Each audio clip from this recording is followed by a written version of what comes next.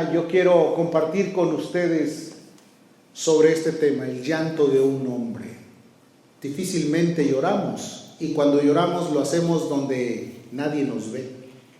Tratamos de ocultarnos, tratamos de hacerlo donde nadie pueda decir qué débil está esta persona, o tratar de hacernos sentir como personas que no tenemos el valor y la autoridad. El pasaje Lucas 19, versículo 41 al 48, dice que cuando llegó cerca de la ciudad, al verla Jesús lloró sobre ella. Esto manifiesta la emoción y el verdadero sentimiento del Dios hecho carne, de Jesús, del Mesías, del siervo de Dios, sobre una ciudad. Fue conmovido para llorar. Ninguna persona llora solamente porque quiere. Hay ocasiones que cuando empiezas a tener una risa bastante fuerte, una risa prolongada, a veces hasta las lágrimas se te salen. Pero cuando tus sentimientos o tus emociones empiezan a ser motivadas, obviamente tú tiendes a derramar lágrimas. Jesús vio una ciudad desolada, vio una ciudad completamente ausente del momento que estaba viviendo, y por esa razón dice la Escritura que sus emociones se conmovieron y él lloró sobre ella y expresó unas palabras que son en cierta manera palabras que tienen un significado. Dice: oh, si también tú conocieras al menos este día. Muchos de nosotros estamos ausentes de la vida espiritual. Venimos a la iglesia, pero en ocasiones no estamos conscientes de lo espiritual. El mundo está teniendo trastornos terribles, en el mundo hay mucha aflicción, en el mundo hay muchas conmociones, y en ocasiones nosotros pensamos, bueno, pues siempre ha habido conmoción en el mundo, en todo tiempo ha habido este tipo de preocupaciones, pero parece ser que mientras más pasan los días, nosotros nos acercamos más a las realidades que Dios, a través de los profetas, a través de su Hijo, profetizaron que iban a tener cumplimiento.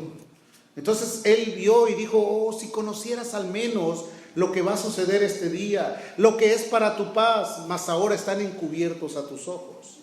Jesús está en cierta forma conmovido por la profecía que va a hablar, por el mensaje que les va a dejar al pueblo de Israel.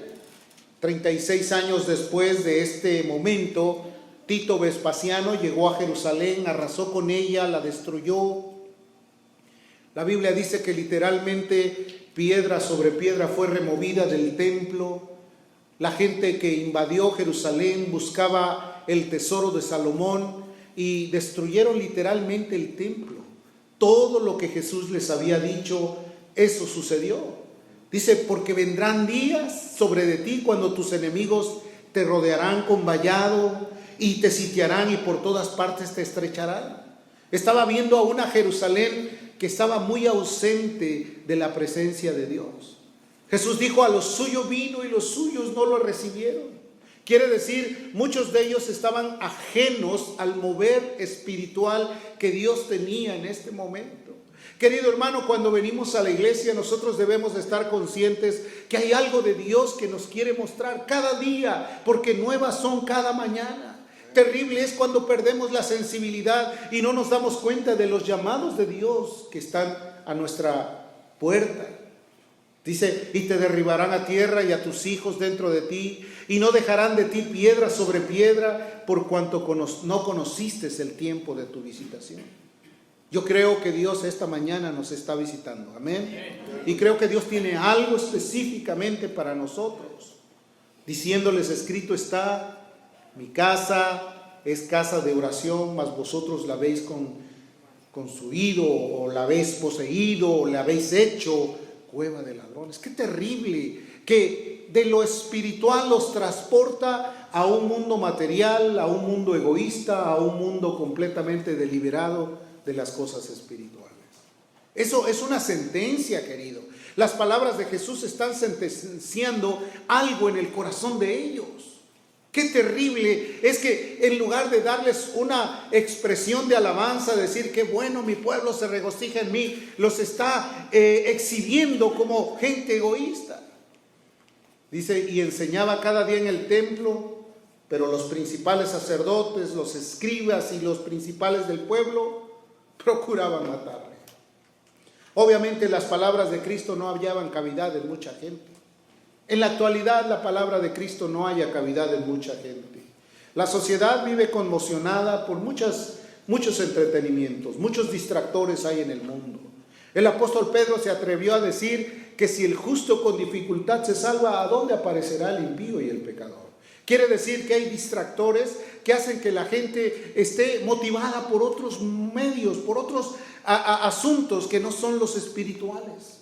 Hermanos, nosotros no podemos esperar lo espiritual mientras nuestra vida no esté consciente o concientizada de que es el tiempo de la visitación de Dios. Ese es el día que hizo Dios. En tiempo aceptable te he oído y en día de salvación te he socorrido. He aquí el tiempo aceptable, he aquí el tiempo de Dios. Yo te puedo decir que este es el tiempo de Dios para nosotros. Dios nos está llamando a tener esa urgencia. Y dice, y no hallaban nada que pudieran hacerle, porque todo el pueblo estaba completamente suspenso oyéndole. Nosotros tenemos que poner atención a la voz de Dios. Yo quiero contarte que estos pasajes tienen mucha relevancia para nosotros. Allá por el siglo IX después de Cristo existió un grupo que cumplía pues con ciertas vocaciones de escudriñar pues en cierta manera el Nuevo Testamento y el Antiguo Testamento. Este grupo se les llamaba los masoretas. Los masoretas se ocupaban a reescribir con fidelidad las transcripciones que habían encontrado en los rollos, en los pergaminos. Quiere decir que si la palabra de Dios está aquí, también se le debe a este grupo de personas que buscaron y que indagaron para poder transcribir detalladamente las cosas que están escritas en la Biblia. Su trabajo de ellos consistía en buscar los textos más antiguos que tenían y poder ser fieles en la transcripción para que a esta altura nosotros pudiéramos tener un libro. Este libro que ha sido menospreciado, que ha sido quemado en hogueras, que por este libro se han producido grandes conflictos hasta militares.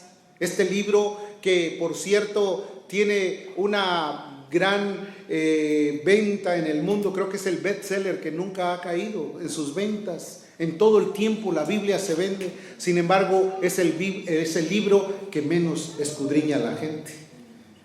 Hay hemerotecas, hay librerías, hay todo tipo de imprentas que están inscribiendo, aún en los países ateos, por ejemplo, como en la China y en Rusia, están imprimiendo Biblias. Si tú abres tu Biblia y la lees, dice Made in China. Y allá es un país socialista, comunista, que no tienen acceso directo a la palabra de Dios. Un chino, para que pueda leer la Biblia, se la tiene que aprender de memoria, y a veces son perseguidos. Y en Occidente, donde la palabra de Dios está a disposición de todos, está arrumbada y aventada por otro lado, donde la gente ni siquiera un día al mes se acerca para observar un texto. Hay otros que prefieren mejor ir al internet para ver un tutorial y a ver cómo realizo mis acciones, cuando la palabra de Dios dice que nos enseña, nos guía y nos reprende y exhorta y nos hace entender la verdad.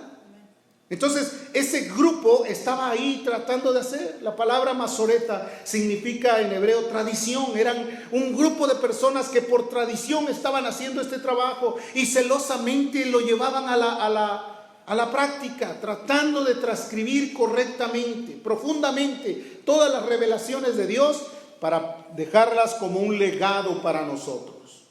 En el siglo XIII después de Cristo, un clérigo inglés llamado Stephen Langton, que fue también obispo de Canterbury, tomó la decisión de hacer lo mismo, pero ahora utilizó la Biblia y la dividió en dos partes, entre el Antiguo y el Nuevo Testamento. Acuérdate de ese nombre. Stephen Langton, en el siglo XIII después de Cristo, él fue el que tuvo la idea de dividir el Antiguo Testamento y el Nuevo Testamento en toda la Sagrada Biblia, en todo el canon sagrado, para que me entiendas. Ahí fue donde se partió. Así que en el año 1551, Robert Estienne, un francés impresor e influyente por el trabajo de los masoretas, también introdujo su trabajo, o sea, puso un granito de arena en su trabajo y empezó a dividir la Biblia en textos bíblicos. O sea, que quiere decir que de parte de Dios no vinieron textos ni capítulos, sino venía toda la palabra de parte de Dios. Ahora, la dividió y la publicó en 1553. En ese entonces esa Biblia se llamó la Biblia de Ginebra. Quiere decir que ahí quedó explícitamente esa palabra. ¿Está bien eso? Claro, estuvo bien, pero tiene en cierta manera sus contradicciones. Y te voy a decir las ventajas y desventajas que tiene o que se haya llevado a cabo este tipo de separación. Por ejemplo, ¿qué ventajas? Pues cuando buscamos un texto, como ahora leímos Lucas, pues rápidamente vamos al libro de Lucas. Capítulo tal, vamos al capítulo tal, al versículo tal, ya sabemos dónde está. ¿Cuál sería la desventaja? Que te dijeran, abre Isaías y lee esta parte. Pues tendrías que conocer todo el libro de Isaías, porque no hay numeración. No habría un número donde identificarlo. Quiere decir que hubo una verdadera ventaja, pero a la vez también puede haber una desventaja. La desventaja podría ser, es que a partir de eso hay mucha gente que usa un texto sin contexto para hacerse un pretexto. Amén. Por ejemplo, agarran la escritura, de repente dicen Jesús tomó vino. Ay, ¿por qué me van a decir a mí que no debe de tomar vino? Entonces hacen crudamente un contexto de algo que no está correcto. Si vamos al contexto histórico, la gente tomaba vino porque pues no había agua potable, simplemente. Y que el agua estaba muy contaminada, no había los sistemas de purificación que en la actualidad existen. Pero quítale el razonamiento a una persona que dice, pues si Jesús tomaba, hasta lo acusaron, ¿no es este bebedor de vino y comilón? Pues vamos a las viandas para el vientre y el vientre para las viandas, y de todas maneras Dios juzgará a la gente. Amén. Entonces, ¿qué quiere decir esto, hermano? Que todo esto tenía un propósito. Ahora, ¿por qué te digo esto? Porque así con esto nosotros podemos ir libremente a cualquier libro. Vamos a Nahum, por ejemplo. No vaya usted, nada más le estoy dando un ejemplo. Vamos a Abdías, vamos a Sofonías. Y cuando oyes esa palabra Sofonías, ¿en qué lenguaje está esto? No lo conozco. Porque hay gente que ni siquiera sabe dónde están los libros de la Biblia. Tienen 10, 20, 30, 40 años siendo cristianos y todavía andan buscando Apocalipsis por allá por Génesis. Entonces, ¿qué quiere decir? Hay una falta completa de instrucción, las desventajas. Entonces nosotros debemos de estar conscientes que la palabra se hizo o Dios nos las dejó para hablarnos al corazón, para enseñarnos. Yo con esto quiero invitarte a que seas un lector asiduo de la palabra. Amén. De la palabra. Deja un poquito el internet, deja un poquito el YouTube, deja un poquito el Facebook. Ahí hay mucho chismoso. Mejor venga donde está lo verdadero, el Rey de Gloria. Donde está lo que Él te quiere enseñar.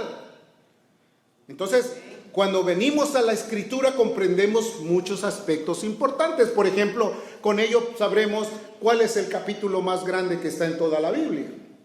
Pues es el Salmo 119, porque tiene 176 versículos. O sea, es el salmo más largo, el 119. Y por cierto, es muy precioso.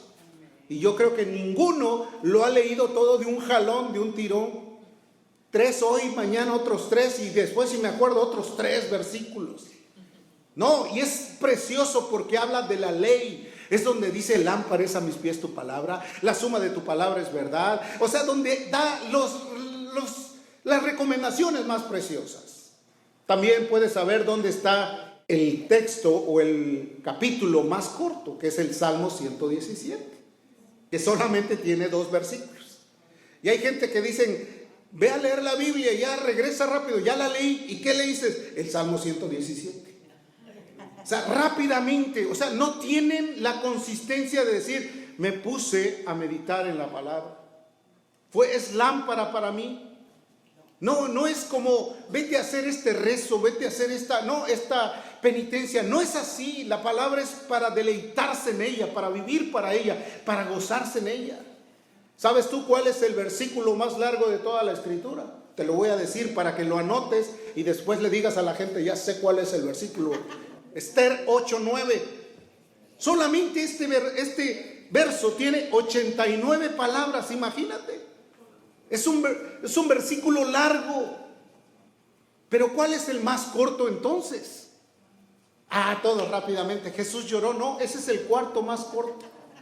Hay 3 otros que son más cortos también. Por ejemplo, Job, capítulo 3, versículo 2. Esther es el más largo. Éxodo 23 dice, no matarás. Pero Job, capítulo número 3, versículo 2, ese versículo dice simplemente así: y exclamó Job y dijo. Eso es todo lo que dice el versículo. En otra versión de la Biblia, entonces así dice, así se transcribe. El anterior, Éxodo 20:13, no matarás, también es muy cortito. El que sigue, no robarás, también es muy cortito. Y el cuarto de los más cortos se encuentra en el Evangelio de Juan, capítulo 11, verso 35, que dice, Jesús lloró. Y es ahí donde quiero centrarme, porque pensabas que te iba a dar una clase de bibliología. No, te voy a dar una enseñanza de lo que Jesús nos quiso enseñar. Jesús lloró. Quiero hablarte hoy, en este día, acerca de este texto. Seguramente sabes que Jesús lloró muchas ocasiones. En algunas ocasiones Jesús lloró. Jesús era el Verbo encarnado, un hombre como tú y como yo. ¿Cuántos de aquí han llorado? Y la Biblia dice, bienaventurados los que lloran, porque ellos recibirán consolación. Y Apocalipsis dice que Él enjugará las lágrimas de nuestros ojos. Hay gente que dice, no, yo soy bien macho, yo no lloro. Pues no hay bienaventuranzas en ello. Amén. Bienaventurados los que lloran. Ahora, ¿por qué lloró Jesús? Porque la Biblia describe que Jesús era un varón experimentado en quebrantos. Queridos hermanos, a veces nuestro corazón se endurece tanto que no sentimos emoción de ningún tipo. No lloramos por nada. Sentimos que ya todo lo tenemos ganado, que todo está de nuestro lado. Todo el capítulo 11 de Juan, no lo leas, es un capítulo precioso. En este habla de episodios muy maravillosos, muy sorprendentes, episodios donde hablan de Jesús acerca de cómo su ministerio crecía, cómo tenía amigos íntimos. Marta, María y Lázaro eran amigos que él amaba. ¿Cuántos tienen amigos? Una familia con muchas profundidades, entrelazados en profundidades. Estos 3 hermanos querían mucho a Jesús, que de vez en cuando hasta le hacían comida. Un amigo te lleva a comer, ¿sí o no? ¿Sí o no? Pero no como en las historias de la mafia, que te llevaban a comer pero para liquidarte. No, te llevaban a comer para que te sintieras bendecido, ¿verdad? Un día le avisaron a Jesús, ¿sabes qué? Tu amigo Lázaro está enfermo. Está enfermo, tienes que ir, está muy grave. Apúrate, porque ya casi muere. Y yo creo que como tú eres su amigo, tienes que estar ahí. ¿A poco no? Por pura responsabilidad de amistad, por pura convicción de ser amigo, como que te sientes obligado, como que tienes un deber moral para asistir a ciertos lugares a donde hay gente que tú quieres, que tú estimas, ¿sí o no? Y el día que no te ven, pues no era muy su amigo, porque si fuera su amigo, aquí estaría. ¿No dicen por ahí entre la humanidad que los mejores amigos se conocen en el hospital, en la cárcel o en la muerte? ¿Sí o no? Y hay otros que tienen otra filosofía. Pues yo ni en la cárcel, ni en el hospital, ni en la muerte, yo prefiero recordarlo como él era. Sí, ¿verdad? Como para sacudirme el polvo de la responsabilidad. Mejor, pues yo lo recuerdo, qué buena onda era, ¿no? Pero dice la Escritura que Lázaro había muerto y a Jesús le avisaron y Jesús se demoró 2 días más en llegar. ¿Qué estarían diciendo? Híjole, ¿cómo se le fue a ocurrir? Bueno, es más, una de sus hermanas se le ocurrió decir, si hubieras estado aquí, mi hermano no hubiera muerto. Casi como recriminándole, como acusándole. Si tú hubieras estado aquí, él no hubiera muerto. Pero la realidad es que este mensaje nos lleva a tener un entendimiento profundo de lo que estaba sucediendo. 2 días era mucho. En 2 días se muere una persona en América Latina y al otro día lo entierran. Cuando llegan ya nada más se acuerdan, pues sí, ya se acabó todo. Ya ni hay comida tampoco. Mas él regresó a Betania. Y ahí dice la Escritura que en esos 4 días, ya habían pasado 4 días cuando él llegó. Ya estaba en la sepultura. Las sepulturas no eran muy como en Occidente. Ahí se enterraban en cuevas o se metían en cuevas, se les tapaba con una piedra y ahí estaba. Pero en 4 días el cuerpo humano tiende más a destruirse por los químicos y por todo lo que el cuerpo es. Hoy en la actualidad, para que un cuerpo aguante, a veces te lo entregan hasta 2 semanas después o hasta casi 3, pero ya lo tienen bien preparado con muchos químicos para que el cuerpo esté ahí, pero ya está vacío, ya nada más está rellenado de acerrín. Entonces, en el pasado no era así. Así como morían, nada más los lavaban con bálsamo, los vendaban, los amortajaban y vámonos a meterlos en una cueva. Entonces llega Jesús y entonces se encuentra un panorama muy fuerte, porque todos amaban a Lázaro. Lázaro era importante en Betania. Es más, yo creo que se menciona muy poca gente en Betania como Lázaro, María y Marta. Se escriben cosas maravillosas de esta familia. Pero aquí él estaba había mucha tristeza, mucho quebranto, mucho dolor. Cuando tú lees el pasaje en Juan 11, te das cuenta que el panorama no es como para correrlo de corrido, sino ir viendo etapa por etapa de lo que está sucediendo. A veces nosotros leemos para decirle, yo leí 4 capítulos en la semana. No. Lee y entiende lo que vas a leer. Porque a veces, ¿y qué te quedó de todo lo que leíste?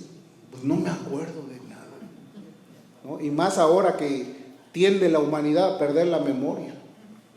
Si te debía, no me acuerdo. O sea, tienden a perder esa memoria, ¿no? Si te tenía que pagar, ¿desde qué? O sea, como que si te das cuenta, la gente a veces ya pierde la memoria rápidamente. Entonces, dice en Juan capítulo 11, verso 4, oyéndolo Jesús dijo, esta enfermedad no es para muerte, sino para la gloria de Dios, para que el Hijo de Dios sea glorificado por él. Ya sabía, Jesús sabía que la muerte de Lázaro o la enfermedad de Lázaro no significaba que lo iban a cafetear. Era una enfermedad que iba a ser para la gloria de Dios, hermano. Entonces, cuando Él tiene control de las cosas, nosotros como seres humanos no tenemos control de nada. ¿Verdad que nos afligimos mucho cuando alguien se enferma? Y corremos, no, es el especialista, tiene que ser alguien que sepa, hay que pedir una 3ª, 4ª, 5ª y 6ª opinión, hay que ir para allá, hay que ir para acá, y estamos tan preocupados cuando la vida depende de Dios. El día que Dios dice ya, hasta aquí, con todo lo que hayamos hecho, hasta ahí. Pero como seres humanos tenemos un sentir de permanencia, queremos permanecer, queremos que las cosas nuestras nunca se vayan, que nunca se acaben. ¿Cierto o no es cierto? Pero a veces tenemos que reconocer que la voluntad de Dios es perfecta, porque Él es sabio, Él es inteligente, y las cosas que Él hace, las hace bien para nosotros. Entonces ya estaban preocupados. Entonces Él llega y la gente se da cuenta que llega ante ellos y ven a Jesús que está ahí. El pasado, pues de sus recuerdos, ya son historia. Ahora hay un momento crítico. Dice la Escritura que cuando Jesús llega y ve el cuadro desolador, ve a María, a Marta, ve a los judíos que eran representantes de la sociedad donde vivía Lázaro, que están conmovidos, llorando. Dice la Escritura que Jesús se conmovió en el corazón, se turbó en su alma profundamente. Y preguntó, ¿dónde lo pusieron? ¿Dónde está puesto? A ver, déjenme ir a ver dónde está ahí. Juan 11, verso 35 dice. Entonces Jesús lloró. Ahora, ¿por qué lloró Jesús? Si la Biblia dice que él ya sabía que esa enfermedad no era para muerte. Si él sabía y aún se demoró por llegar.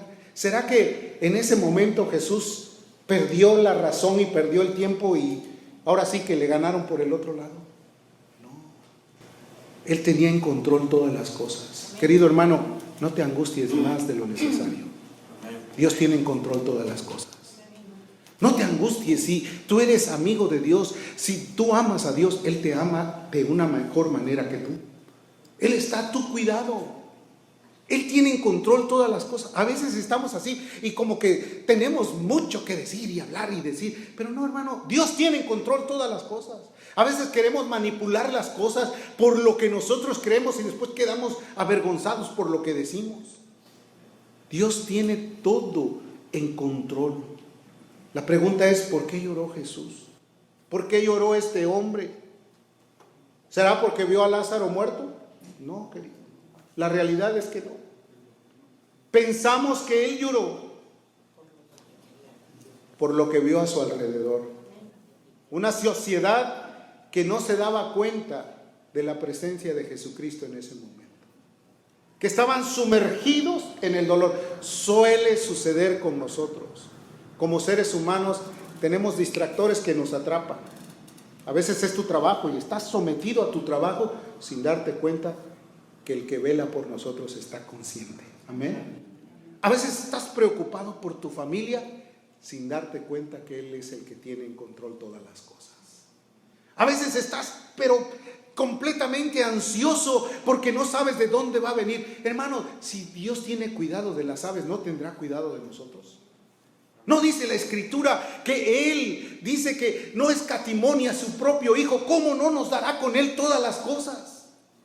Pero a veces caemos en el gran error de confiar mucho en lo que nosotros somos, en lo que nosotros logramos, en lo que nosotros podemos. Y a veces pensamos, no, si yo no lo hago, no lo hace nadie. Olvídate, hermano, Dios es creador, Dios es el maravilloso Señor que pone en orden todas las cosas. Y Jesús llega y se para y los ve ahí todos angustiados, todos quebrantados, y se expresa con unas palabras de libertad que dice: yo soy la resurrección y la vida, y el que cree en mí, aunque esté muerto, vivirá. Yo soy la resurrección. El que cree va a vivir eternamente. El que cree no solamente va a pasar por este mundo y va a tener un testimonio en la tierra, sino que va a caminar conmigo porque yo lo voy a cuidar más allá de la muerte. Ese es Jesús, hermano. Ese es el Rey de Gloria. Pero a veces estamos tan materializados en el presente que no, pues yo de la muerte pues ya estoy pagando hasta mi terrenito. Sí, está bien que no le dejes carga a tu familia, pero es importante que sepas que Él es el Dios Todopoderoso que fue a preparar un lugar para que donde Él esté, nosotros también estemos con Él. Amén. ¿Cuántos están preocupados por el futuro? Y no te imaginas que a lo mejor saliendo de aquí Dios guarde la hora, ¿verdad? Ahí Dios nos llame a cuentas. ¿Cuántos se han levantado de, no, yo voy a ir y traficaré, iré para allá y hacer, ¿no? O como aquel que dijo, he llenado mis graneros. Ahora sí, a disfrutar, ¿verdad? Como cuando terminas una jornada de trabajo y llegas a casa y quítame los zapatos y tráeme la coca porque estoy en descanso. ¿Y qué dice la Biblia que le dijeron a ese hombre? Necio, esta noche vienen por tu alma. Amén. Juan 11:33. Jesús entonces, al verles llorando y a los judíos que le acompañaban también llorando, dice, se estremeció en espíritu y se conmovió. ¿Cuántos han sentido a veces que, ay, tu espíritu te sientes conmovido y tienes que llorar? Se conmovió profundamente, se lamentó. El sufrimiento que tenía Jesús en ese momento no era por Lázaro, era por María, era por Marta y era por todos los que estaban ahí llorando que, ay, se fue Lázaro. Pero estaba el que da vida. ¿Cuántas veces nos hemos olvidado de eso? Y a veces cuando vayas a un funeral, si es cristiano, el Ejército de Salvación dice que ha sido promovido a gloria. Y alégrate, porque hay hasta un canto que dice, cuando los santos marchen ya hacia la patria celestial, Señor, yo quiero estar allá. Es como anhelar también tener ese lugar para que un día digan, fue promovido a la gloria. ¿Cuántos dan gloria a Dios por eso? No estás dudando. Por eso, afíliate bien, agárrate del Señor, no seas inconstante, sírvele a Dios con todo tu corazón y deja de estar rumiando cosas que tienen que ver con el mundo. Agárrate bien del Dios del cielo, porque Él no te va a soltar en el tiempo de la prueba. Él va a estar contigo todos los días hasta el fin del mundo. Te va a cuidar y va a hacer de ti un verdadero instrumento para su gloria. Entonces, yo me pregunto, ¿por qué razón en este tiempo nosotros no lloramos? Peleamos, pero no lloramos. ¿Sí o no? Queremos arreglar las cosas nosotros, pero no lloramos. ¿Sí o no?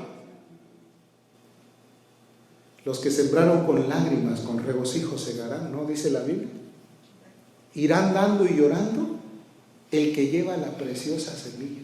Hermano, esparcir la preciosa semilla o la palabra de Dios, no creas que es lo más fácil y lo más sencillo. Tú estás aquí gracias al Dios del cielo. Pero hay otros que cuando saben que llegó el pastor, a correr y a esconder lo que tienen en la mesa, ¿no?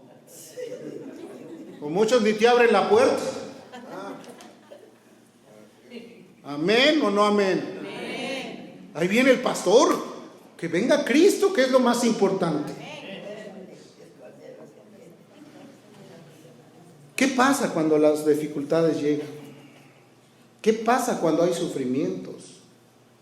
¿Qué pasa cuando hemos tomado malas decisiones en nuestra vida? ¿Qué pasa cuando el presente ya lo estamos viendo turbio y sabemos que no hay nada bueno por venir? Debemos anticiparnos al futuro, querido. Realmente Jesús lloró porque amaba a esa gente. No puede haber un cristianismo cuando tú odias a alguien. No puede haber un cristianismo cuando tú ves a la gente con recelo. No puede haber cristianismo cuando tu vida no es humilde delante de Dios. Eso se llama religiosidad y es de la más barata y de la más chata. El cristianismo auténtico es aquel que doblega su corazón, que llora por aquellos que sufren, que se enfrentan en problemas difíciles, que puede escuchar a la gente en sus necesidades, que tiende la mano al menesteroso, que es cordial y amable, que su gentileza es conocida por todos. El cristianismo en la actualidad es solamente un nombre para muchos. El cristianismo debe de ser una vivencia, porque uno tiene que ser transformado cuando está frente a frente con el Dios del cielo. Moisés fue transformado, Jacob fue transformado. Después de que lo tocó un ángel en la juntura de sus caderas, él caminó diferente. ¿Sabes por qué? Porque cuando estás delante de la presencia de Dios, tu vida tiene que cambiar auténticamente. El que no ha cambiado es porque nunca ha estado en la presencia de Dios, nunca ha tenido la oportunidad de ver la mano de Dios o el cambio que traduce Dios en el corazón del hombre. Un cristianismo sin fruto, un cristianismo sin autenticidad no sirve para nada, hermano. Es como la sal que va a ser hollada por los hombres.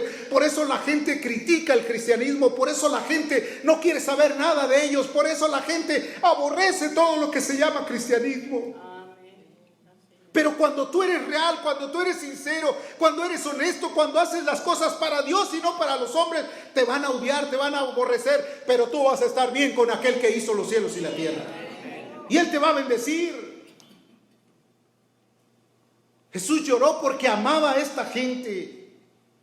El segundo pasaje que narra la Biblia acerca de que Jesús lloró está en Lucas 19:42.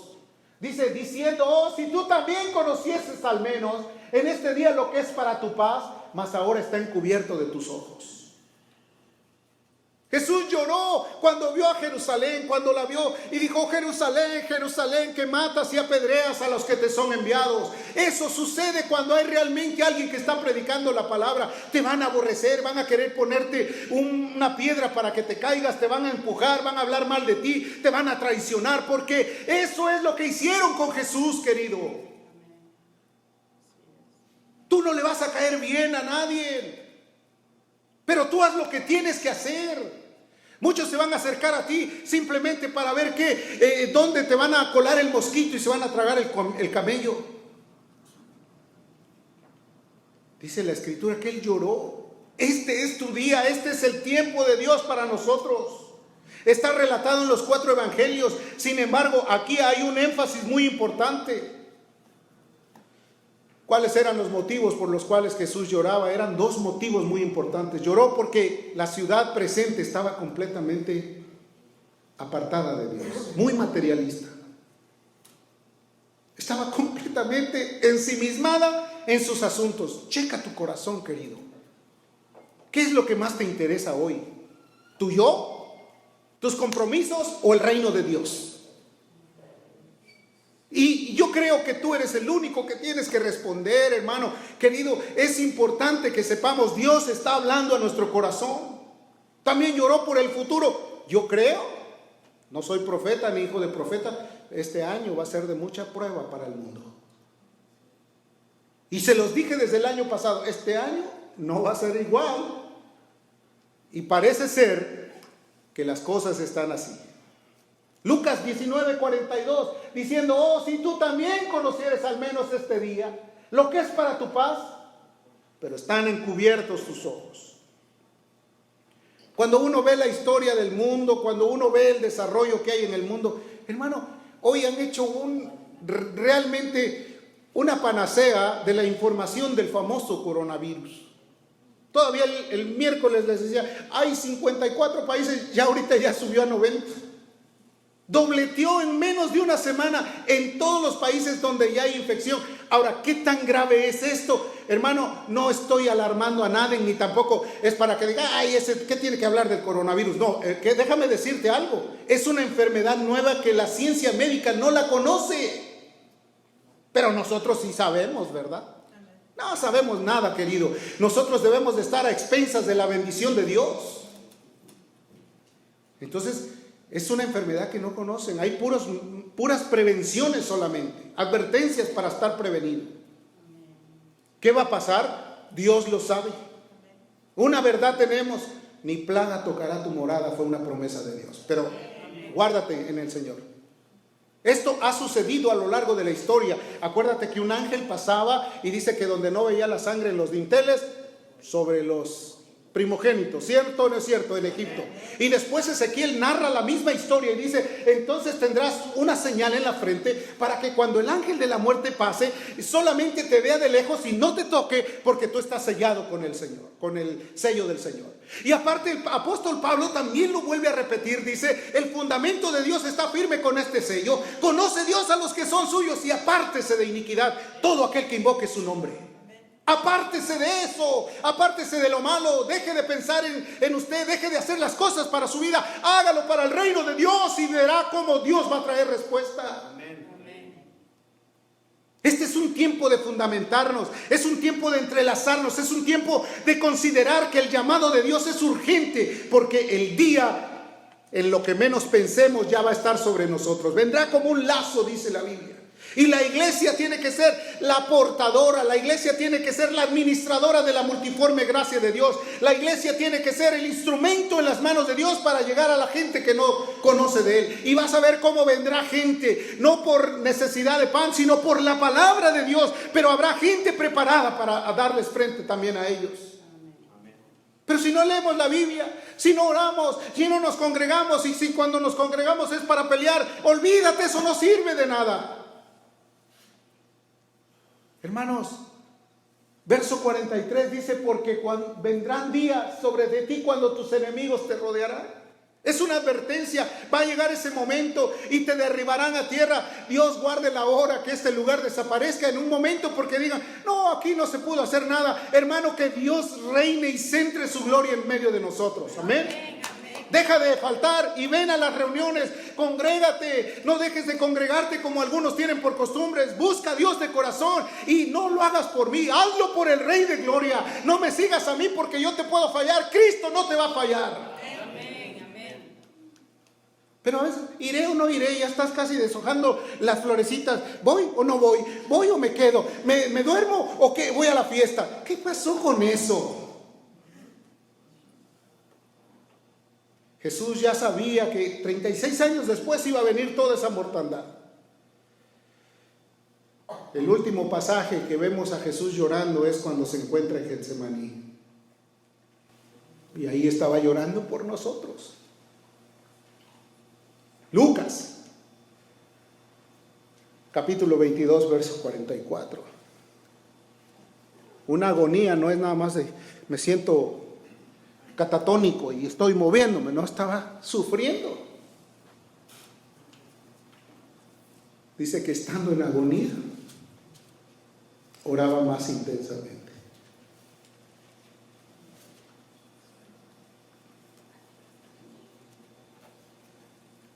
Lloraba, sabía que iba a ser traicionado, sabía que lo iban a entregar al poder romano, sabía que le iban a suceder muchas cosas, estaba en una profunda lucha contra el mal. Y su sudor era como gruesas gotas de sangre. Pues a veces no sudamos ni físicamente. Él estaba ofreciendo su vida en un sacrificio perfecto para que tú y yo pudiéramos entender que es importante seguir sus pasos. Amén. Hebreos 5:7. Y Cristo en los días de su carne ofreciendo ruegos y súplicas con gran clamor. ¿Y qué más? Lloraba, querido. ¿Cómo es tu oración? Te doy gracias por estos alimentos, solamente esa es tu oración. Y a eso cuando te acuerdas. Tu oración es con lágrimas. Oras por tus hijos que están más perdidos que el chamuco. Oras por los familiares que están enfermos y te clamas con dolor. O tienes muchos textos que te dicen no hay necesidad de eso. Por eso te digo que es importante entender la palabra. Amén. Un texto sin contexto es un malvado pretexto. Lloró en el huerto de Getsemaní. Getsemaní es la prensa de aceite. Eso significa, él estaba siendo triturado emocionalmente. Acuérdate, 100% hombre, 100% Dios. Como hombre tenía miedos y tenía que enfrentarlos, ¿sí o no? El momento de la cruz llegaba. No, llegó Pedro y le dijo, Señor, que nunca te conceda, que no te vaya a suceder esto, por favor no vayas. Apártate de mí, Satanás, porque tú no miras en las cosas del cielo. Él estaba bien definido. No dice que cuando fue a Jerusalén afirmó su rostro como un pedernal y se fue firme sabiendo lo que le esperaba. No les estuvo diciendo, yo voy a ser entregado por los ancianos de Jerusalén, yo voy a ser traicionado. Es más, uno que está aquí en mi mesa es el que me va a entregar. Y todos se voltearon a ver uno al otro. ¿Dónde está? Y a lo mejor Judas era el más sutil, que nadie se dio cuenta de él. Y aún dijo, te los voy a descubrir, al que mojar el pan conmigo, ese es el que me va a traicionar. Y pues estaban tan preocupados en saber quién era, que no se dieron, que le dijeron, Judas, ven, come con este pan. Y le dijo, levántate y vete a hacer lo que tienes que hacer. Como él era el administrador, pensaron, fue a comprar las cocas para la cena. No, fue a entregar a Jesús. Fue a entregar a Jesús. ¿Cierto o no es cierto? Entonces, querido hermano, no te creas, no pienses que las cosas van a ser como nosotros pensamos. Es como al Rey le place. Y por eso es importante entender estas verdades. ¿Por qué, hermano? Porque la realidad es que Jesús lloró por nosotros. Dice que fue contado con los transgresores. Lo crucificaron en medio de ladrones. Hermano querido, lo pusieron en un lugar donde tú y yo deberíamos de haber estado. Es más, hubo un ladrón que tenía sensibilidad. Dijo, este hombre era justo, pero nosotros merecemos lo que debíamos recibir. Y el otro estaba ahí peleando, no, si eres tú, bájate y ayúdame, no que eres muy bueno, que hasta como muy envalentonado.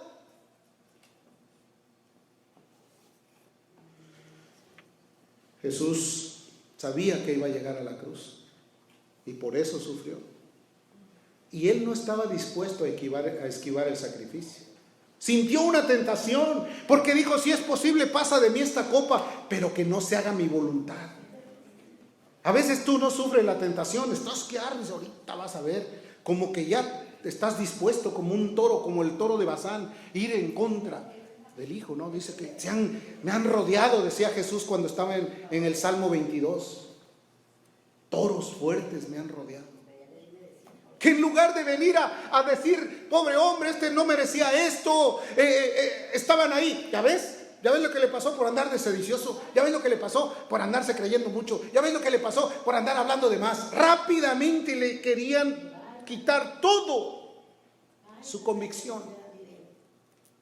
Y por eso él dijo, Dios mío, ¿por qué me has desamparado? ¿Sabes por qué? Porque él estaba ahora tomando todo el pecado del mundo para pagarlo, cargarlo en su brazo. El que no cometió pecado por nosotros se hizo pecado para que nosotros fuésemos hecho justicia de Dios en él. Querido hermano, si no entiendes esta verdad, no hay salvación para nuestras vidas. Si no entiendes este mensaje, realmente no estarás consciente del tiempo en que estamos viviendo. Cristo nos vino a salvar. Cristo nos vino a rescatar del mundo.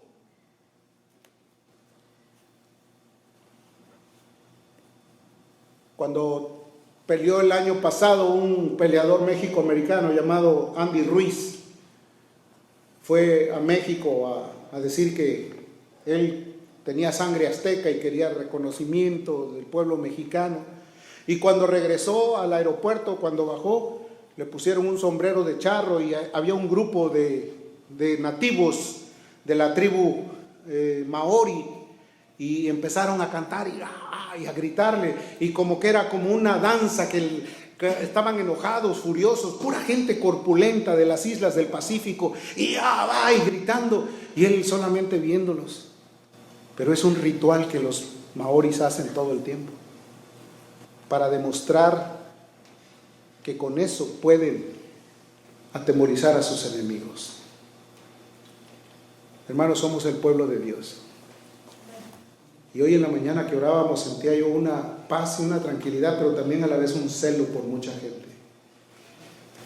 Y yo dije, si Él derribó las murallas de Jericó, abrió el Jordán, abrió el Mar Rojo, Gedeón con 300 hombres, unos cantaritos y unas lamparitas, hizo ir a un ejército enemigo. Y muchos de nosotros nos amilanamos ante las pruebas. Yo mejor me duermo un rato, yo mejor no voy, que se espere. Yo llego a la bendición, como decían en el pasado. Jesús merece que le tratemos así. Jesús merece que seamos así de indolentes. Hermano, nadie sacrifica nada por nadie. Y eso lo hemos visto. Nadie sacrifica nada por nadie. Jesús sacrificó su todo por nosotros. Todo lo sacrificó por nosotros. ¿Lo merecíamos? Pregunto, ¿merecíamos que Él lo haya hecho? No. Querido hermano, nos vamos a enfermar. A veces nos vamos a sentir que ya estamos consumidos. A veces vamos a pensar que el estrés ya nos dominó. Y dentro del deporte tú te das cuenta que los campeones muy poco duran. Y hay algunos que todavía en sus 45 quieren seguir ganando batallas, ya los hacen polvo, ¿sí o no? El campeón solamente mientras tiene madurez. Ya después le traicionan las piernas. Si es box, si es carrera, si es lucha, si es ciclismo, lo que sea. Y aquel que ganaba muchas y siendo ya un hombre veterano y todavía que con cáncer anunciando con banditas, descubrieron que estaba haciendo trampa. Entonces, querido hermano, Jesús dijo, si el grano de trigo no cae a tierra y muere, no lleva fruto. Mi invitación es, muere para ti mismo. Deja de estar pensando en ti y piensa en el reino de los cielos. Antes de que llores, pero por las calamidades que han de venir por el mundo. Y que las veamos de cerca y aún entre nosotros. Primera de Corintios 2:16 dice, porque ¿quién conoció la mente del Señor? ¿Quién instruirá? ¿Qué dice? Mas nosotros tenemos la mente de Cristo. ¿Cuántos quieren? ¿Cuántos quieren venir con Él?